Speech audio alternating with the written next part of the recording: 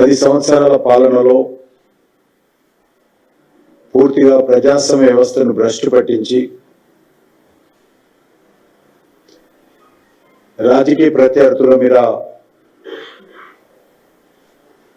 అనేక రకాల అధికార దుర్వినియోగం చేసి కక్ష సాధింపు చర్యలకు పాల్పడిన విషయం మనకందరికీ తెలుసు.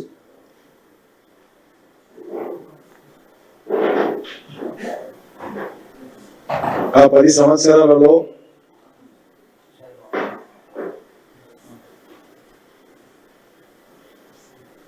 పెద్ద ఎత్తున ఎన్నికైనటువంటి ప్రజాప్రతినిధులను కనీస నైతిక విలువలు లేకుండా పార్టీ ఫిరాయింపుల చట్టానికి తూట్లు పొడిచి ఏ రకంగా పార్టీ ఫిరాయింపులు చేసిందో మనం చూశాము. ఎందుకంటే గతంలో కాంగ్రెస్ పార్టీ అదేవిధంగా ప్రజాభిప్రాయాన్ని ప్రజాస్వామ్యాన్ని కాలరాచి ఒక పార్టీ మీద గెలిచినటువంటి ఎంపీలను ఎమ్మెల్యేలను పార్టీ ఫిరాయింపులకు ప్రోత్సహించి కనీసమైనటువంటి నైతిక బాధ్యత వహించకుండా రాజీనామాలు చేయకుండా పార్టీలో చేర్చుకొని మంత్రి పదవులు ఇచ్చినటువంటి పరిస్థితి ఈ 2 పార్టీల యొక్క పాలనలో మనం చూశాము.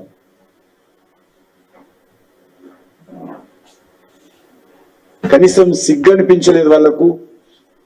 ఈ పార్టీ మీద గెలిచి పార్టీ ఫిరాయింపు చేసి ఇంకో పార్టీ ప్రభుత్వంలో ఏ రకంగా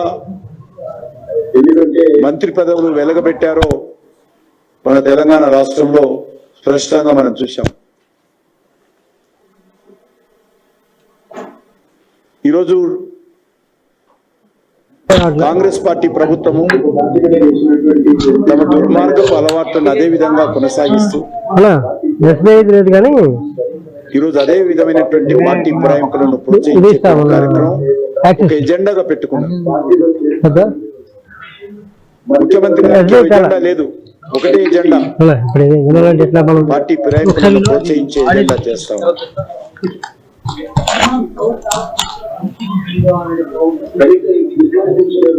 మళ్ళీ ఈరోజు మాజీ ముఖ్యమంత్రి గారు స్టేట్మెంట్ ఇస్తున్నారు. కొంతమంది కుక్కలు నక్కలు పార్టీ ఫిరాయిస్తున్నారు.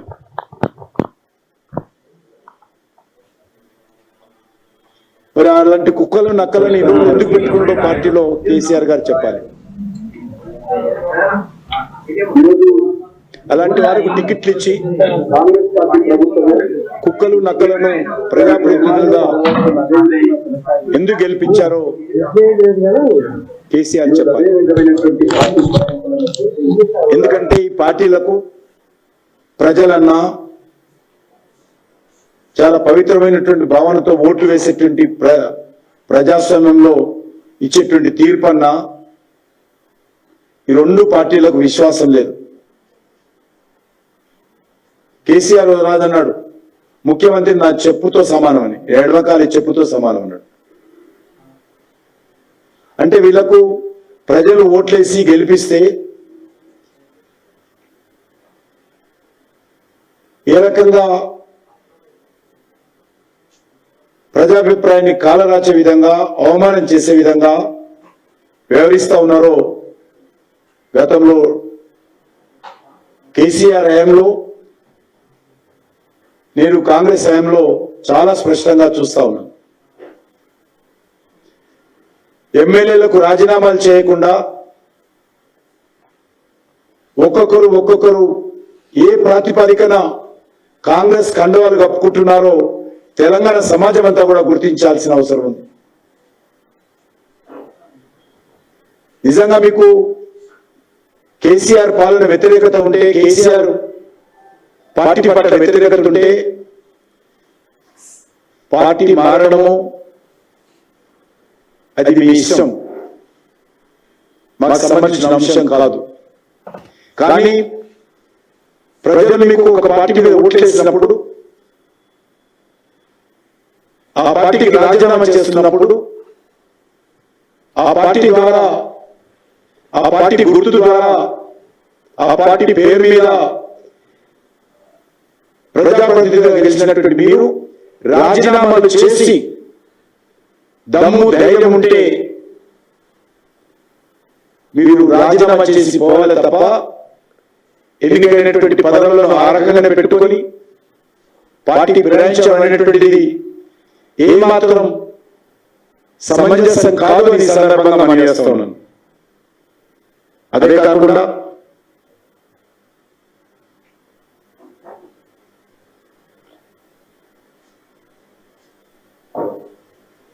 టిఆర్ఎస్ ప్రభుత్వ హయాంలో జరిగినటువంటి ఫోన్ ట్యాపింగ్ వ్యవహారం పైన జరుగుతున్నటువంటి విచారణలో అనేక భయంకరమైనటువంటి అంశాలు ఈరోజు పత్రికల్లో వస్తూ ఉన్నాయి. ఇది చాలా తీవ్రమైనటువంటి అంశం. ఇది అధికారాన్ని అడ్డం పెట్టుకొని పూర్తిగా బీఆర్ఎస్ ప్రభుత్వము, కేసీఆర్ కుటుంబము ఏ రకంగా బరి తెగించి అదే కాకుండా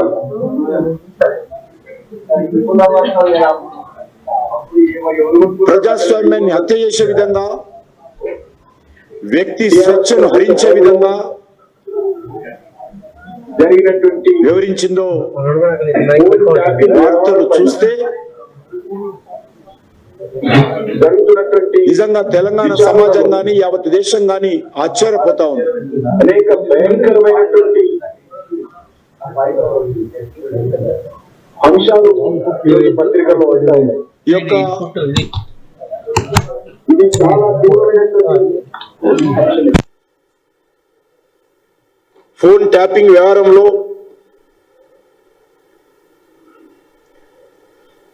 సీనియర్ పోలీస్ అధికారులుగా బాధ్యతలు నిర్వర్తిస్తూ వాళ్ళు చేసినటువంటి అక్రమ వ్యవహారాలు ఒక్కొక్కటి ఈరోజు దర్యాప్తులో బయటపడతా ఉన్నాయి.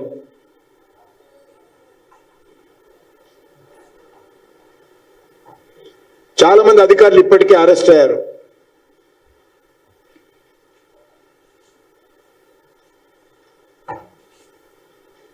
ఆనాటి ముఖ్యమంత్రి, రిటైర్ అయినటువంటి అధికారులకు ఇంటెలిజెన్స్ చీఫ్ గా నియమించి వారి నేతృత్వంలో ఈ యొక్క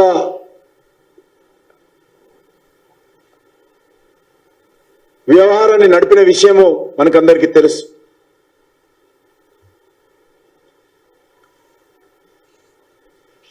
ఈ కేసు ఆషామాషి కేసు కాదు. ఇది చాలా తీవ్రమైనటువంటి వ్యవహారము.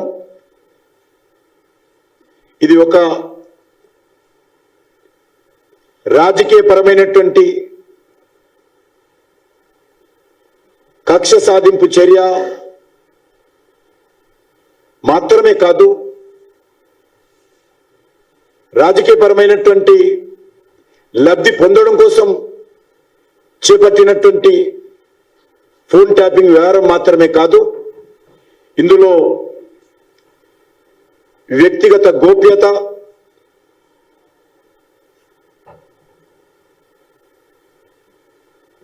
వ్యక్తులకు సంబంధించినటువంటి గౌరవము, సంబంధించినటువంటి నియమాల ఉల్లంఘన కూడా చాలా స్పష్టంగా జరిగింది. రాష్ట్ర ప్రభుత్వ యంత్రాంగము ఈ రకంగా ప్రజల వ్యక్తిగత జీవితాల్లోకి ఉద్దేశపూర్వకంగా, స్వార్థంగా జొరబడి వాళ్ళ హక్కులకు భంగం కలిగించే విధంగా కేసీఆర్ ప్రభుత్వం వ్యవహరించింది.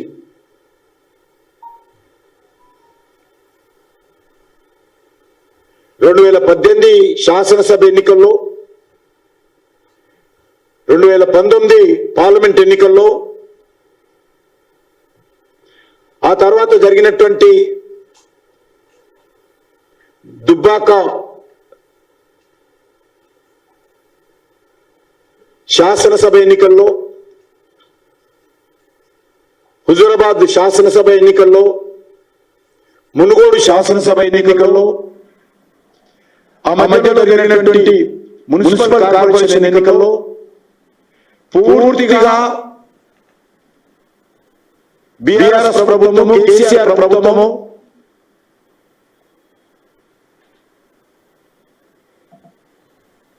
ఎలక్షన్ కమిషన్ నియమావళికి విరుద్ధంగా, ఎలక్షన్ కమిషన్ యొక్క ఆదేశాలను ఉల్లంఘిస్తూ, వైలేట్ చేస్తూ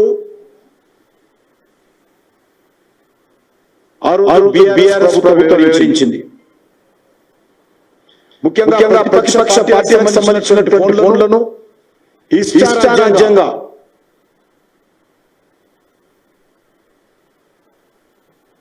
అక్రమ పద్ధతిలో ఫోన్ ట్యాపింగ్ చేయడం జరిగింది. మీకు తెలుసు,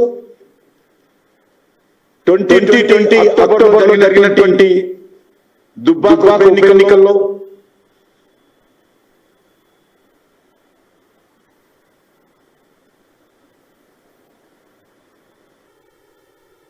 ఆ తర్వాత హుజూరాబాద్ లో జరిగినటువంటి ఉప ఎన్నికల్లో మా పార్టీ అభ్యర్థుల ఫోన్లు,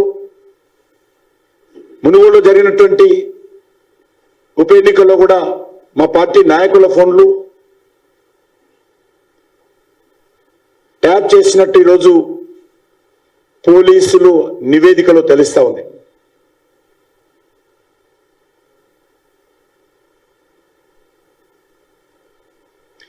అంతేకాకుండా పెద్ద పెద్ద పారిశ్రామికవేత్తల ఫోన్లు, అనేక రకాల వ్యాపారస్తుల ఫోన్లు, సమాజంలో ప్రముఖ వ్యక్తుల ఫోన్లు, రాజకీయాలకు సంబంధం లేకున్నా కూడా ఈ యొక్క ఫోన్లను ట్యాప్ చేయడం జరిగింది. నేను ఈరోజు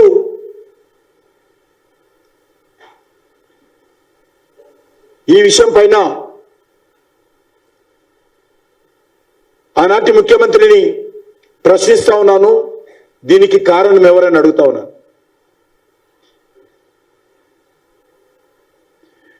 అంతేకాకుండా ప్రైవేట్ వ్యక్తుల ఫోన్లు ట్యాప్ చేసి వాళ్ళ నుంచి కోట్లాది రూపాయలు బెదిరించి, భయపెట్టించి వసూలు చేశారనే విషయాన్ని కూడా ఈరోజు పోలీస్ అధికారుల ద్వారా దర్యాప్తులో బయటపడతా ఉంది.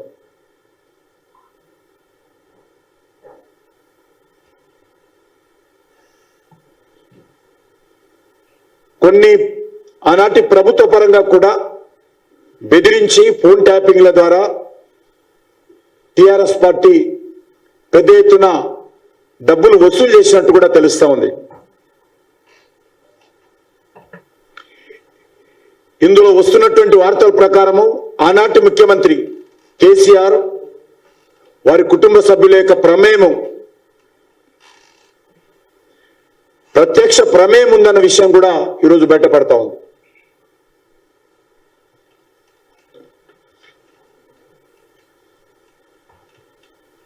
ఇది చాలా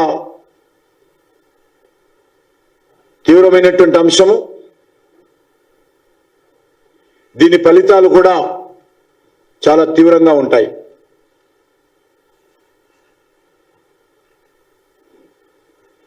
దేశ భద్రతకు, దేశ సమగ్రతకు భంగం వాటిల్లే అంశంతో ముడిపడి ఉన్నప్పుడే, అది కూడా హోంశాఖ కార్యదర్శి, హోం సెక్రటరీ యొక్క కార్యదర్శి యొక్క అనుమతి ఉన్నప్పుడే, లిఖితపూర్వకమైనటువంటి అనుమతి తీసుకొని మాత్రమే ఫోన్ ట్యాపింగ్ చేయాలి. ఎవరైతే ఫోన్ ట్యాపింగ్ చేయాలనుకుంటున్నామో ఆ వ్యక్తికి సంబంధించినటువంటి పూర్వపరాలన్నీ కూడా హోమ్ సెక్రటరీకి పంపించి ఈ రకమైనటువంటి నేషనల్ ఇంటిగ్రేషన్ సంబంధించి సెక్యూరిటీకి సంబంధించి ఈ వ్యక్తితో ప్రమాదం ఉంది, వీరు చేస్తున్నటువంటి ప్రయత్నాలు ఇంకా లోతుగా దర్యాప్తు చేయాల్సిన అవసరం ఉంది, కాబట్టి ఈ వ్యక్తి ఫోన్ ట్యాపింగ్ చేస్తామని చెప్పి ముందస్తు అనుమతి తీసుకున్న తర్వాతనే ఫోన్ ట్యాపింగ్ చేయాలి. ఆ తర్వాత హోమ్ సెక్రటరీకి మళ్ళీ ఏమి తెలుసుకున్నారో ఫోన్ ట్యాపింగ్ ద్వారా ఆ వివరాలన్నీ లిఖితపూర్వకంగా హోమ్ సెక్రటరీకి సమర్పించాలి. కానీ ఇదేమి కూడా కేసీఆర్ రాజ్యంలో జరగలే. ఇది ఒక నిజాం రాజ్యంగా జరిగింది. ఆయన నిజాం రాజులాగా ప్రజాస్వామ్యాన్ని కానీ చట్టాలను కానీ న్యాయస్థానాలను కానీ కనీసం గౌరవించకుండా పాటించకుండా ఇష్టారాజ్యంగా కేసీఆర్ ప్రభుత్వము ఒక ఆటవిక రాజ్యంగా, ఆయన ఒక సామ్రాజ్యంగా, ఒక ప్రైవేట్ లిమిటెడ్ కంపెనీగా తెలంగాణను వాడుకున్నాడు ఆయన.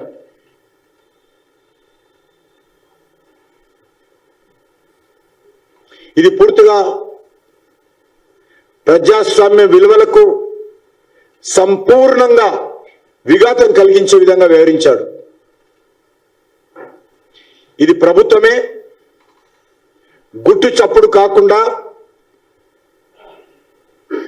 చేస్తున్నటువంటి దోపిడీకి నిదర్శనమని మనం చేస్తా ఉన్నాను.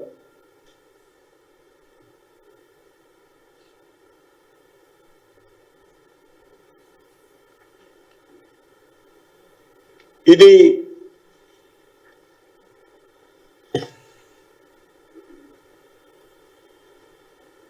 దేశ సమగ్రతకు మాత్రమే భంగం కలిగించేటువంటి వ్యక్తుల ఫోన్లు ట్యాపింగ్ చేయాల్సినటువంటి ప్రభుత్వము ఈ ట్యాపింగ్ చేయడం ద్వారా ఈ ప్రభుత్వమే దేశ సమగ్రతకు దెబ్బతీసే విధంగా వివరించింది.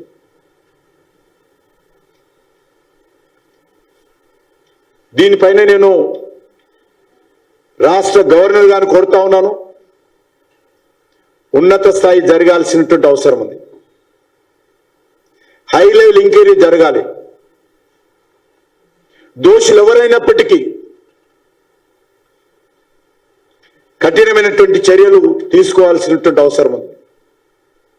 అదేవిధంగా ఎలక్షన్ కమిషన్ రెస్పాన్సిబిలిటీ ఉంది. ఇందులో ఎన్నికల్లో ప్రభుత్వ పరిధి ఎంత, పార్టీల పరిధి ఎంత, ఏ రకంగా వివరించాలో ఎలక్షన్ కమిషన్ చాలా స్పష్టంగా నియమావళి రూపొందించి అమలు చేస్తా ఉంది. కానీ కేసీఆర్ ప్రభుత్వము అనేక ఎన్నికల్లో ఎలక్షన్ కమిషన్ నియమావళికి విరుద్ధంగా ఫోన్ ట్యాపింగ్ వ్యవహారం చేసి బరి తెగించి నియమావళిని చాలా స్పష్టంగా వైలేట్ చేసినట్టు ఈరోజు పోలీసుల దర్యాప్తులు తేల్తా ఉంది.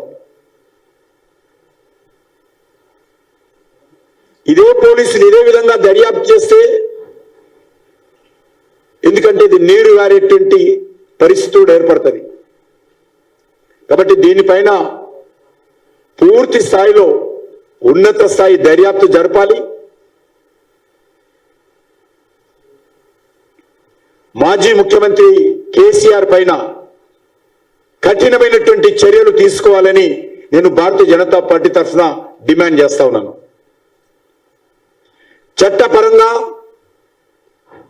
ముఖ్యమంత్రి దీనికి బాధ్యత వహించాలి.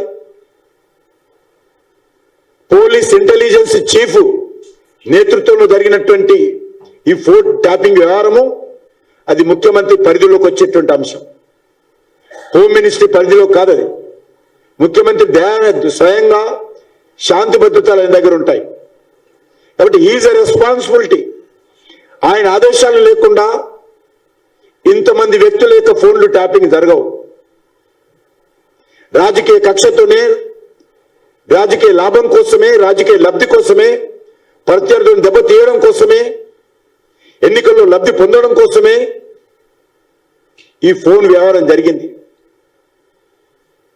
ప్రైవేట్ వ్యక్తుల యొక్క ఫోన్లు కూడా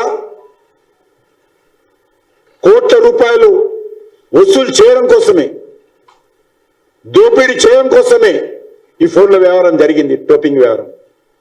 కాబట్టి దీనిపైన ఉన్నత స్థాయి దర్యాప్తు జరపాలి. అది కేసీఆర్ కేటీఆర్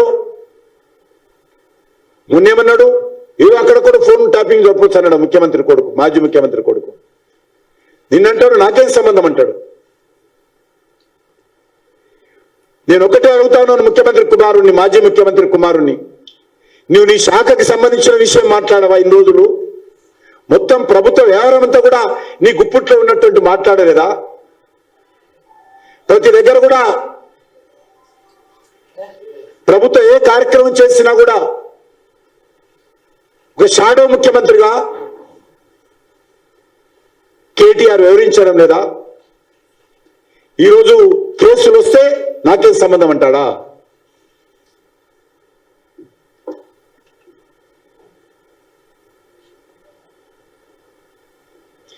అధికారంలో ఉన్నటువంటి ప్రభుత్వము ఎన్నికల నియమావళి ఉల్లంఘించి రాజకీయ లబ్ధి కోసము ఎలక్షన్ కమిషన్ ఇచ్చినటువంటి ఆదేశాలను తుంగలో తొక్కి పూర్తిగా అధికార యంత్రాంగాన్ని తనకు అనుకూలంగా మలుచుకొని ప్రత్యర్థి రాజకీయ పార్టీలను దెబ్బతీసే విధంగా, ఓడించే విధంగా వ్యవహారం చేసింది. కాబట్టి ఎలక్షన్ కమిషన్ వెంటనే జోక్యం చేసుకుని బీఆర్ఎస్ పార్టీ యొక్క గుర్తింపు పైన కూడా పునరాలోచన చేయాలని ఈ సందర్భంగా డిమాండ్ చేస్తా ఉన్నా. ఏ మాత్రం ఆ పార్టీకి అర్హత లేదు.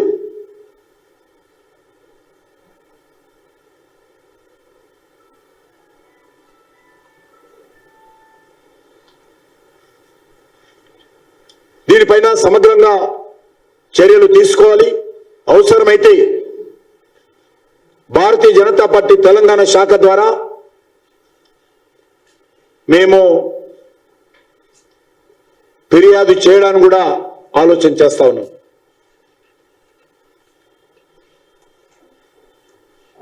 సుమోటోగా తీసుకోవాల్సినటువంటి బాధ్యత ఎలక్షన్ కమిషన్ మీద ఉన్నది. సుమోటోగా తీసుకొని కఠినంగా వివరించాల్సినటువంటి బాధ్యత ఎలక్షన్ కమిషన్ మీద ఉన్నది. కాబట్టి నేను కేంద్ర ఎలక్షన్ కమిషన్ కోరుతా ఉన్నాను, కఠినంగా వివరించాల్సినటువంటి అవసరం ఉంది.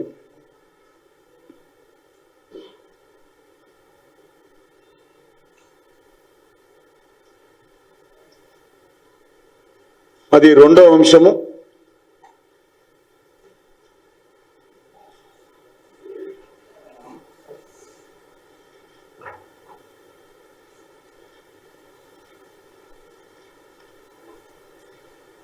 గ్యారంటీల పైన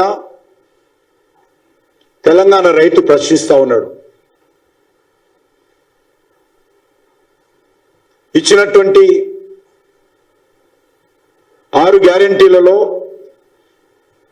వ్యవసాయ రంగానికి సంబంధించి అనేక అంశాలు కూడా ప్రకటించారు. 7th May 2023 వరంగల్లో రైతు డిక్లరేషన్ పేరుతో కాంగ్రెస్ పార్టీ రైతులకు మోసం చేసేటువంటి ప్రయత్నం చేసింది. ఎన్నికల్లో గారడీలు చేసి రైతులను మభ్యపెట్టి అధికారంలోకి వచ్చింది. 100 రోజుల్లో గ్యారెంటీలు అమలు చేస్తామని చెప్పారు.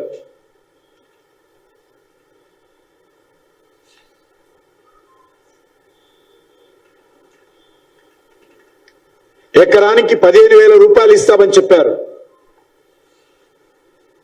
ఎక్కడ పోయిందని అడుగుతా ఉన్నాను. కౌలు రైతులకు కూడా ప్రభుత్వ సహాయం, ఆర్థిక సహాయం అందిస్తామని చెప్పారు. ఇప్పటిదాకా కౌలు రైతుల గురించి ఆలు లేదు, చూలు లేదు. వ్యవసాయ కూలీలకు 12,000 రూపాయలు ఇస్తామని చెప్పారు.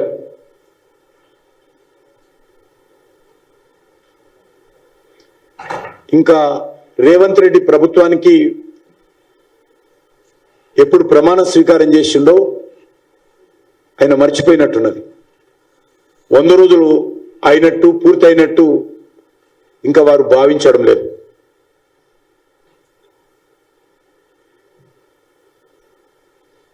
వరి పంటకు మద్దతు ధర పైన అదనంగా 500,000 రూపాయల బోనస్ ఇస్తామని చెప్పారు. ఈ రోజు నుంచి రైతుల దగ్గర నుంచి ధాన్యం కొనుగోలు చేస్తా ఉన్నాం. మరి బోనస్ సంగతి ఏంది? మీరు ప్రకటించినటువంటి బోనస్ బోకస్ మాటనేనా చెప్పాలి.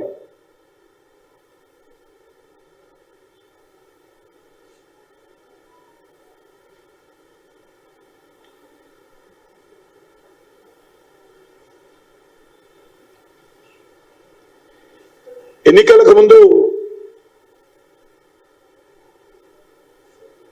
ముఖ్యమంత్రి రేవంత్ రెడ్డి గారు చాలా పెద్ద ఉపన్యాసాలు ఇచ్చాడు. రైతులు ఆకట్టుకునే విధంగా అద్భుతమైనటువంటి హామీలు ఇచ్చాడు. ఒకవేళ మీరు ఇప్పటికే రుణాలు కట్టుంటే మళ్ళీ వెంటనే తీసుకోండి. అదనంగా జనవరిలో కాంగ్రెస్ పార్టీ ప్రభుత్వం వస్తుంది. జనవరిలో డిసెంబర్ 9న వస్తున్నాం మేము. డిసెంబర్ 9 నాడే సోనియమ్మ ప్రభుత్వం వస్తుంది. డిసెంబర్లో కొత్తగా తీసుకున్నా కూడా మీ రుణాలు మాఫీ చేస్తామని చెప్పారు. 2 లక్షలు తెచ్చుకోండి, జనవరిలో డిసెంబర్ 9 నాడు నేను రాగానే మాఫీ చేస్తా. ఇవాళ చంద్రశేఖరరావు ఏమనుకుంటున్నాంటే రుణమాఫీ చేసిన ఓట్లు నాకు పట్టాయి. నేనేం చెప్తున్నా అంటే రుణమాఫీ అయిన వాళ్ళు అందరూ ఎంబడి పోయి మళ్ళీ 2 లక్షల రుణం తెచ్చుకొని డిసెంబర్ 9 నాడు నేను అవి మాఫీ చేస్తా. కాబట్టి రైతులందరికీ నేను విజ్ఞప్తి చేస్తున్నా, ఎంబడే పోయి బ్యాంకు పోయి లోన్లు తెచ్చుకొని వచ్చిన ఎంబడే నేను రుణమాఫీ చేస్తా. ఏ డిసెంబర్ నాకు అర్థం కాలేదు. అది 2023 డిసెంబరా లేక 2028 డిసెంబరా? ఏ డిసెంబరు ముఖ్యమంత్రి గారు మరి అది చెప్పలేదు. కాబట్టి ఈరోజు రైతులు కొత్త రుణాలు తీసుకోలేని పరిస్థితుల్లో ఉన్నారు. పాత రుణాలు కట్టకుండా ముఖ్యమంత్రి గారు రైతులకు ఆ రోజు రెచ్చగొట్టి రుణాలు కట్టకుండా మా ప్రభుత్వం వస్తుంది, మేము రుణాలు మాఫీ చేస్తామని చెప్పారు. రైతులు ఎవరు కూడా బ్యాంకులకు రుణాలకు సంబంధించి చెల్లింపులు చేయలేదు. చేయని కారణంగా కొత్త రుణాలు బ్యాంకులు ఇవ్వడం లేదు. ఇప్పుడు ఎవరు బాధ్యత అని అడుగుతా ఉన్నాను. వడ్డీ చక్రవడ్డీల మీద ఎవరు బాధ్యత? నెంబర్ 1. కొత్త రుణాలు రైతులు అందకపోతే ఏ రకంగా వ్యవసాయం చేసుకుంటారు? ఎప్పటి లోపల రుణమాఫీ చేస్తారు? చేస్తారా చెయ్యరా? దీనిపైన కాంగ్రెస్ పార్టీ ప్రభుత్వం చెప్పాలి. అందుకే నేను ఈరోజు తెలంగాణ రైతాంగాన్ని కోరుతా ఉన్నాను, కాంగ్రెస్ పార్టీ రైతులకు ఇచ్చినటువంటి గ్యారంటీల మీద అమలు చేసేంత వరకు కాంగ్రెస్ పార్టీని నిలదీయాల్సిందిగా కోరుతా ఉన్నాను. అదేవిధంగా నేను ఈరోజు కాంగ్రెస్ పార్టీ కూడా విజ్ఞప్తి చేస్తా ఉన్నాను. తెలంగాణ ప్రజలకు ఇచ్చినటువంటి 6 గ్యారంటీలు అమలు చేయకుంటే మీరు తెలంగాణ ప్రజలను ఓటు అడిగే నైతిక హక్కు కాంగ్రెస్ పార్టీకి లేదు. వచ్చేటువంటి పార్లమెంట్ ఎన్నికల్లో ఓటు అడగాల్సినటువంటి హక్కు కాంగ్రెస్ పార్టీకి లేదు. మీరు 100 రోజుల్లో హామీలు అమలు చేస్తామన్నారు. ఈరోజు ప్రజలను నట్టేట ముంచి కాంగ్రెస్ పార్టీ ప్రభుత్వము ప్రజలకు దగా చేస్తా ఉంది. కాబట్టి నేను తెలంగాణ రైతులను కోరుతా ఉన్నాను, కాంగ్రెస్ పార్టీ నాయకులు ఎక్కడ కనిపించినా ప్రశ్నించాల్సిందిగా కోరుతా ఉన్నాను. తెలంగాణ రైతులు కాంగ్రెస్ పార్టీని ప్రశ్నించాలి, కాంగ్రెస్ నాయకత్వాన్ని ప్రశ్నించాలి, ఓట్లకు వచ్చినప్పుడు ప్రశ్నించాలి. మా రుణమాఫీ సంగతి ఏంది, మా కౌలు రైతుల సంగతి ఏంది, మా రైతు కూలీల సంగతి ఏంది, మా ఎకరానికి 10,000 ఏంటి, 15,000 ఎక్కడా, మా బోనస్ ఎక్కడా, ఓ చేయి గుర్తు చెప్పు అని ప్రతి రైతు కూడా కాంగ్రెస్ పార్టీని ప్రశ్నించాల్సిందిగా నేను తెలంగాణ రైతులకు విజ్ఞప్తి చేస్తా ఉన్నాను. అందుకే రేపు భారతీయ జనతా పార్టీ కిసాన్ మోర్చా ఆధ్వర్యంలో మండల శాఖల ద్వారా మేము సత్యాగ్రహం చేయాల్సిందిగా రైతుల పక్షాన రైతులకు ఇచ్చినటువంటి హామీలు గ్యారంటీలు అమలు చేయాలని డిమాండ్ చేస్తూ ఇప్పటికే రైతులు అనేక రకాల కష్టాల్లో ఉన్నారు. మీ గ్యారంటీల కారణంగా నష్టపోయారు, అప్పులు కట్టలేదు, కట్టొద్దని చెప్పారు, దాని మీద వడ్డీలు చక్రవడ్డీలు పెరుగుతూ ఉన్నాయి, కొత్త అప్పులు బ్యాంకులు ఇవ్వడం లేదు. ఈరోజు ధాన్యం అమ్ముకోవాలా అమ్ముకోకూడదా, వారికి బోనస్ ఇస్తారా ఇవ్వరా, దానికి సంబంధించినటువంటి సమస్య. దానికి తోడు ఈరోజు కరువు తన్నుకొస్తా ఉంది, రైతులు ఆందోళన చెందుతా ఉన్నారు, పంటలు ఎండిపోతా ఉన్నాయి, భూగర్భ జలాలు అడుగంటిపోతా ఉన్నాయి, బోరు బావుల్లో చుక్క నీరు లేదు, పశువులకు పశుగ్రాసం లేదు. ఈరోజు రాష్ట్ర ప్రభుత్వము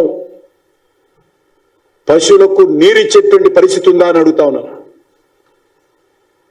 కాబట్టి అన్ని రకాలుగా రైతాంగాన్ని ఆదుకోవాలని డిమాండ్ చేస్తూ భారతీయ జనతా పార్టీ ద్వారా రేపు మేము సత్యాగ్రహం చేపడుతున్నాం. మా కిసాన్ మోర్చా ఆధ్వర్యంలో, రైతు విభాగం ఆధ్వర్యంలో ఈ ప్రభుత్వాన్ని తెలంగాణ రైతు తరఫున ప్రశ్నించేటువంటి కార్యక్రమానికి రేపు శ్రీకారం చుడతా ఉన్నాం.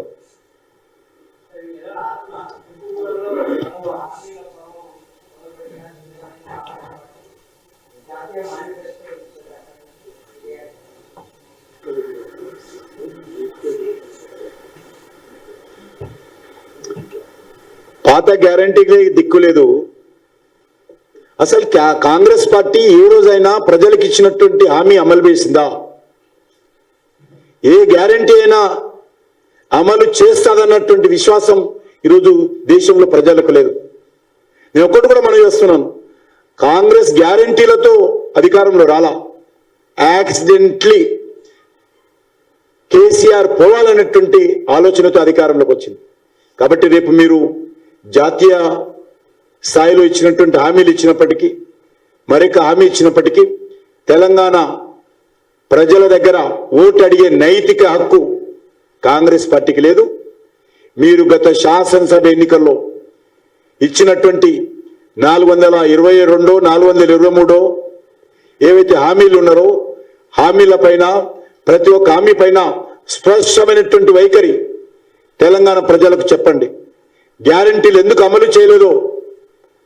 కాబట్టి ఈరోజు తెలంగాణ రైతులు, తెలంగాణ ప్రజలు ప్రశ్నిస్తున్నారు.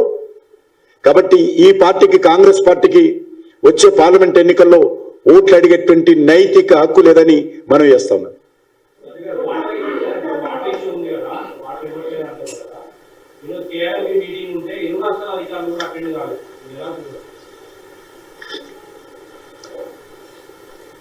ఇంతకంటే నిర్లక్ష్యము, బాధ్యత రహితము ఈ యొక్క ప్రభుత్వాలకు లేదు. ఇది చాలా దుర్మార్గము. గతంలో Krishna river management board constitute కాలేదని మాట్లాడారు. ఈరోజు ప్రధానమంత్రి గారు కాన్స్టిట్యూట్ చేశారు. శ్రీశైలం నాగార్జున రిజర్వాయర్లలో నీటి వినియోగానికి సంబంధించి ఈరోజు ప్రత్యేకంగా సమావేశం ఏర్పాటు చేయడం జరిగింది. కానీ తెలంగాణ రాష్ట్రం నుంచి ప్రభుత్వ ప్రతినిధులు రాలేదు. కాంగ్రెస్ పార్టీ మీటింగ్లకు వెళ్ళడానికి సమయం ఉంటుంది. అనేక రాష్ట్రాలు ఉపన్యాసాలు ఇవ్వడానికి సమయం ఉంటుంది. కానీ అధికారులను పంపించడానికి కూడా ఈ ప్రభుత్వానికి సమయం లేదు. వెళ్ళి ముందు ఏమైందో చర్చించాలి. ఈరోజు కరువు తన్నుకొస్తా ఉంది. కృష్ణా వాటర్కి సంబంధించి ఒక్కొక్క చుక్క నీరు ఎంతో ముఖ్యమైనటువంటి అంశము. రైతులు ఎదురు చూస్తా ఉన్నారు.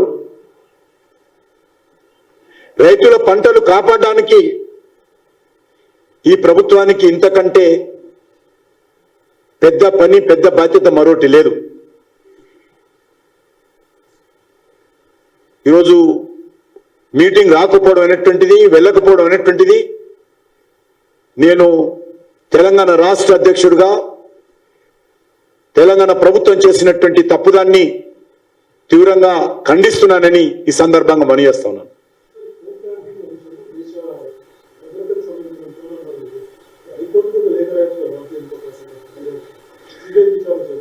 తప్పకుండా హైకోర్టుగానే కాదు, నేను గవర్నర్ కూడా కలుస్తాం. మీరు చెప్పినట్టు నేను మా పార్టీలో చర్చించి గవర్నర్ కలుస్తాము. అవసరమైతే కేంద్ర ఎలక్షన్ కమిషన్ బాధ్యత కూడా ఉంది. ఎలక్షన్స్ అప్పుడు వైలేట్ చేసింది ఆనాటి ప్రభుత్వము, పార్టీ.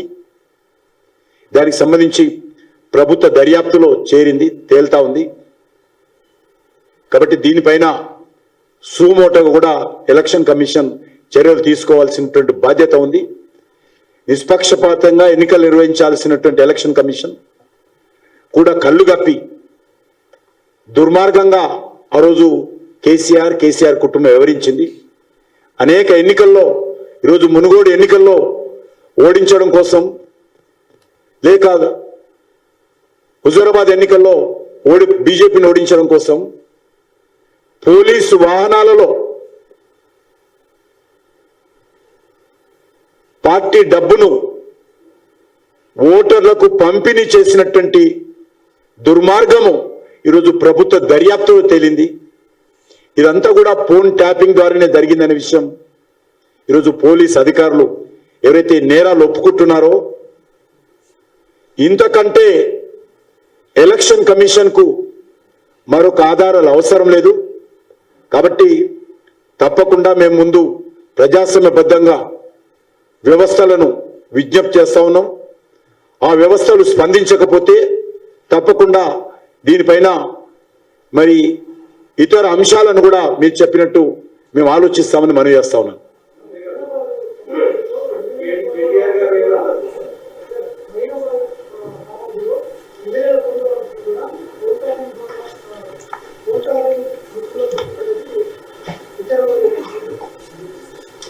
మునుగోడు ఎన్నికలకు ముందు కూడా ఆ ఎన్నికల్లో లబ్ధి పొందడం కోసం ఫామ్ హౌస్ ఫైల్ పేరు మీద నాటకాలన్నీ తెరలేపి వాళ్ళే మాట్లాడి, మా పార్టీ నాయకులు ఎవరు లేరు, టిఆర్ఎస్ పార్టీ నాయకులే సూత్రధారులు, టిఆర్ఎస్ పార్టీ నాయకులే పాత్రధారులు, టిఆర్ఎస్ పార్టీ నాయకులే మాటల రచయితలు, టిఆర్ఎస్ పార్టీ నాయకులే డైరెక్ట్ చేశారు. ముఖ్యమంత్రి సూత్రధారుడు, టిఆర్ఎస్ పార్టీ ఎమ్మెల్యేలు పాత్రధారులు. ఆ యొక్క ఫామ్ హౌస్ ఫైళ్ల సినిమాకు మాటలు రాసింది కూడా ముఖ్యమంత్రి గారి, ఆనాటి ముఖ్యమంత్రి. ఆ యొక్క ఫామ్ హౌస్ ఫైల్ నాటకానికి డైరెక్షన్ కూడా, ప్రొడ్యూసర్ కూడా కేసీఆర్ గారే వాళ్ళ నాయకత్వంలోనే డ్రామా నడిపి ఆ ఎమ్మెల్యేలందరూ కూడా మళ్ళీ ఇంట్లో బంధించి ఆయనంట హెలికాప్టర్లో మునుగోడు ఎలక్షన్స్ తీసుకెళ్లి మునుగోడు ఎలక్షన్స్ లబ్ధి పొందడం కోసం వాళ్ళతో ఉపన్యాసం చేయించి మళ్ళీ ఇంటికి తీసుకొచ్చాడు. ఒక ప్రెస్ కాన్ఫరెన్స్ పెట్టాడు.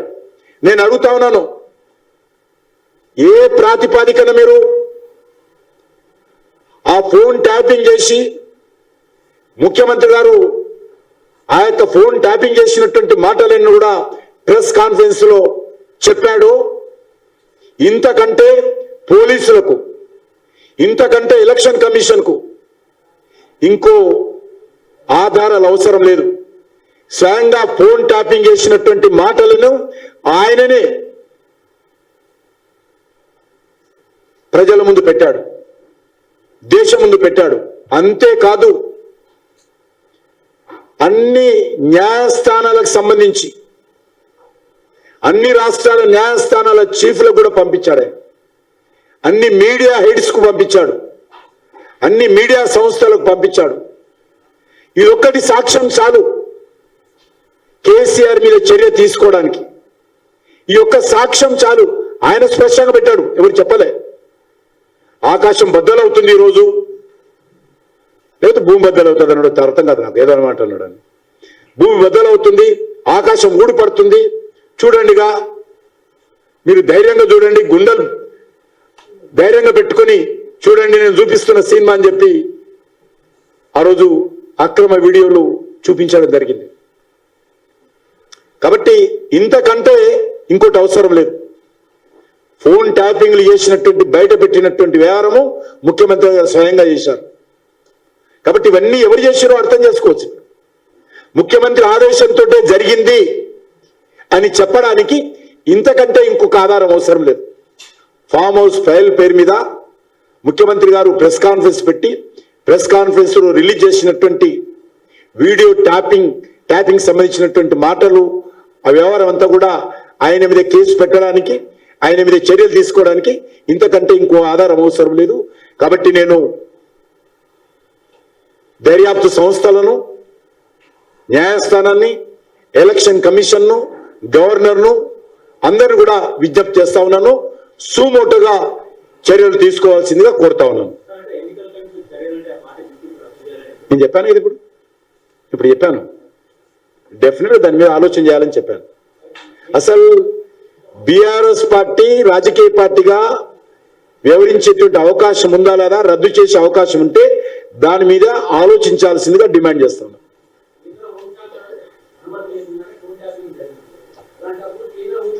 మీరు అర్థం చేసుకోరు.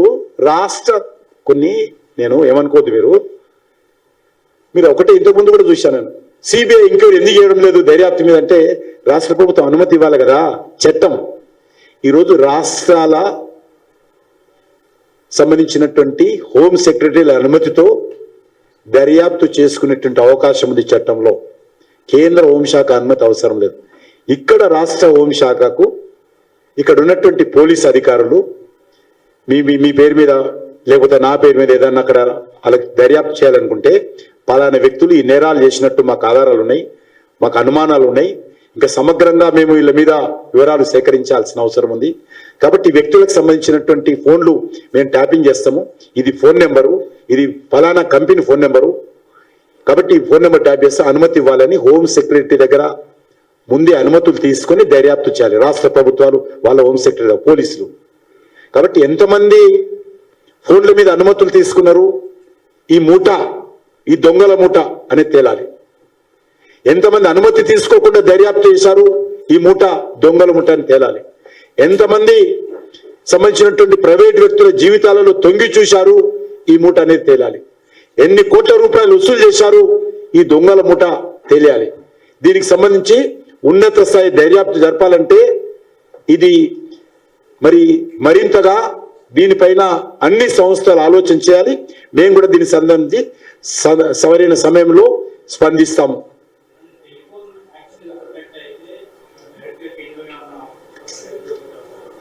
అది కూడా కేంద్ర ప్రభుత్వం కూడా ఆలోచించాలి. డెఫినెట్ గా అది కేంద్రానికి సంబంధించినటువంటి చట్టాలు కనుకొని నేను కూడా ఇది అవసరమైతే కేంద్ర ప్రభుత్వాన్ని కూడా రాష్ట్ర భారతీయ జనతా పార్టీ శాఖ ద్వారా మేము కేంద్ర ప్రభుత్వాన్ని కూడా విజ్ఞప్తి చేస్తాం.